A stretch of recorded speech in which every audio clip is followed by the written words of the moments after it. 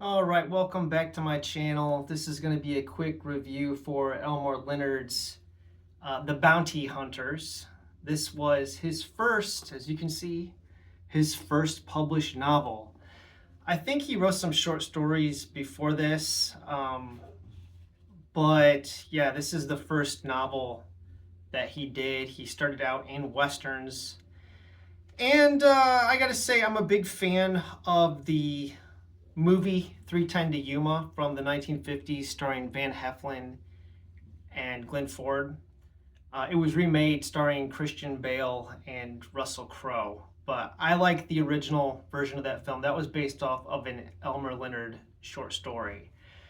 So I picked this up thrift shopping. I was in a Western mood. I got a handful of Elmer Leonards here, okay? I haven't read these yet. I got these all relatively at the same time.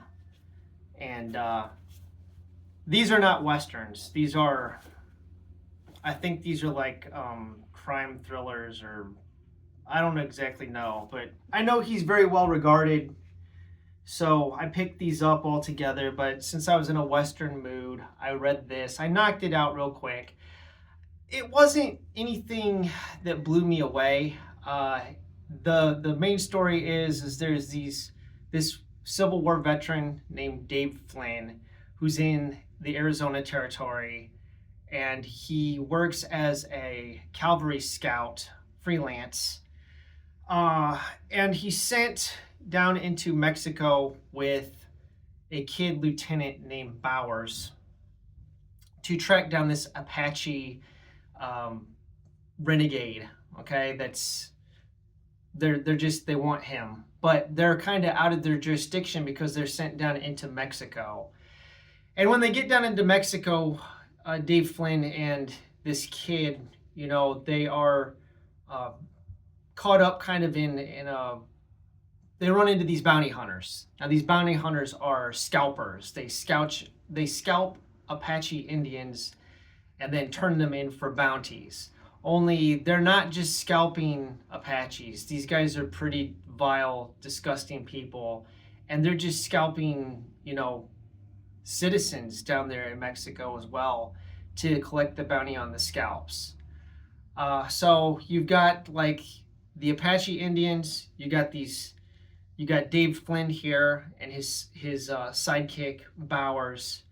Then you've got the bounty hunters, the scumbag bounty hunters down in Mexico, and the federal.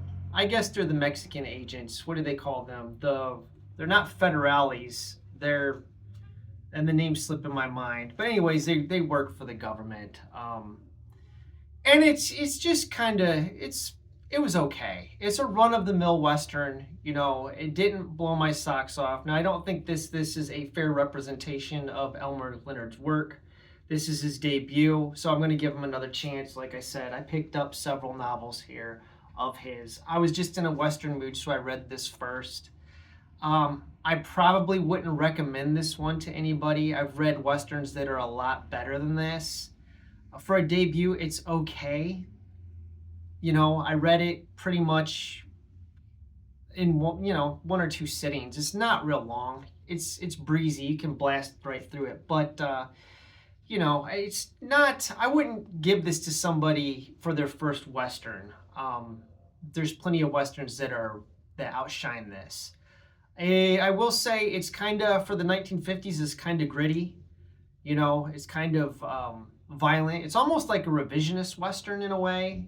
The revisionist Westerns that came out in the 1960s. So it's kind of dark for the 1950s. And I'm sure that it stood out at the time when it came out as being more, racy, kind of more gritty. But yeah, it didn't knock my socks off or anything. It's just pretty run of the mill. It wasn't bad. It was just kind of average. So I guess that's it. So I guess if you're an Elmer Leonard completionist and you want to read everything he wrote, maybe read this.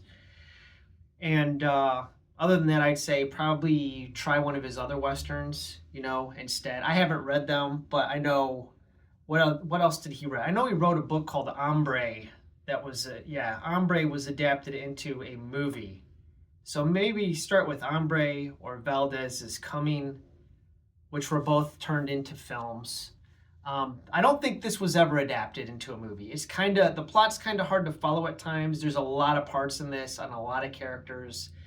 And I think if you would have pared down the cast in this and maybe focused on a couple of characters more in depth, it would have punched the book up. But there's just so much going on in this that the plot just kind of got convoluted at times. But anyways, that's it. I'm gonna read another Western next, this Max Brand, The Last Showdown, so you can look for a review for that. But other than that, thanks for watching and have a wonderful day.